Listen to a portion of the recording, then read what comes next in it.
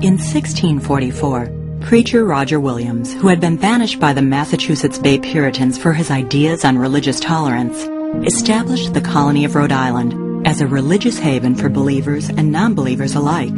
Persons may with less sin be forced to marry whom they cannot love than to worship when they cannot believe. Roger Williams. Williams advocated fair treatment for Native Americans. Rhode Island became the first colony to outlaw slavery. It would become home to Baptist, Quakers, and to early communities of Jewish settlers. In Newport, Truro Synagogue became the first synagogue in the American colonies. Another champion of early colonial religious freedom and tolerance would establish himself further west. This man was called the greatest lawgiver the world has produced by no less than Thomas Jefferson. He is William Penn. Penn's mission in settling Pennsylvania is so complicated that people have been sorting it out for the last 300 years. It is clear that he's a religious radical. It is clear that Quakerism is the great religious radicalism of his generation. It is a mystical religion, one which puts the spiritual experience of individuals before any social interest, any collective interest. But Penn is of the second generation of Quakers, which is beginning to reinstate the importance of social organization.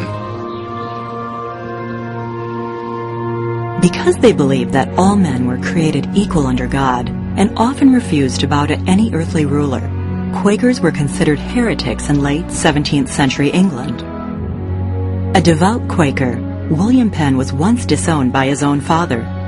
To avoid persecution, Penn proposed to King Charles II a massive Quaker emigration to the New World. He wants it to be a refuge for Quakers, but he doesn't intend that Quakers will dominate this place in the sense of an establishment. He doesn't think that there's any reason for Quakers to exclude anyone else. He welcomes everybody else. The king, who owed money to the Penn family, agreed to an extremely generous land grant in the New World, over 45,000 square miles, to be called Penn's Woods, or Pennsylvania. It made William Penn the largest private landowner in the world. So Penn, though he's a nobleman, though he wears a sword and a wig, things that are unacceptable to Orthodox Quakers, and he's the son of a knight of the realm, believes nonetheless in all of these democratic and egalitarian things and intends to institute them in Pennsylvania. At the same time, he's the proprietor, the veritable king of Pennsylvania, and he intends to have all the prerogatives of a king. So making sense of this guy is a nightmare. In 1701, Penn writes the Charter of Privileges, Pennsylvania's constitution that would last until the Revolution. It guarantees civic freedoms regardless of one's religion. Penn called the colony his holy experiment. I think we underrate freedom of conscience because we assume it as our birthright as Americans. That was not an assumption in the 17th century you can make.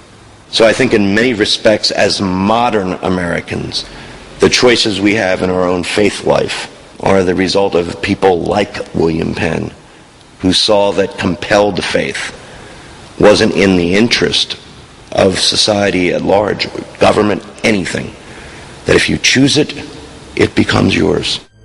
Penn's holy experiment was put to the test in the early 18th century when Catholics began to colonize Pennsylvania. Roman Catholics in general were treated with a considerable amount of dis-ease at the very least and some suspicion. Roman Catholics had first settled in Maryland in 1634, but were soon driven out by the Church of England. In 1733, Joseph Grayton, a Jesuit priest from England, established St. Joseph's Church in Philadelphia. It became the first urban Catholic church built in America, and also one of the most contested houses of worship in the colonial period. St. Joseph's was part of Penn's holy experiment. I don't know that William Penn planned for it to be. But having created his Charter of Privileges in 1701 and having said that all who worshiped a single God should have both civic and religious freedom, when push came to shove and the issue came to debate in 1734, the Charter of Privileges prevailed.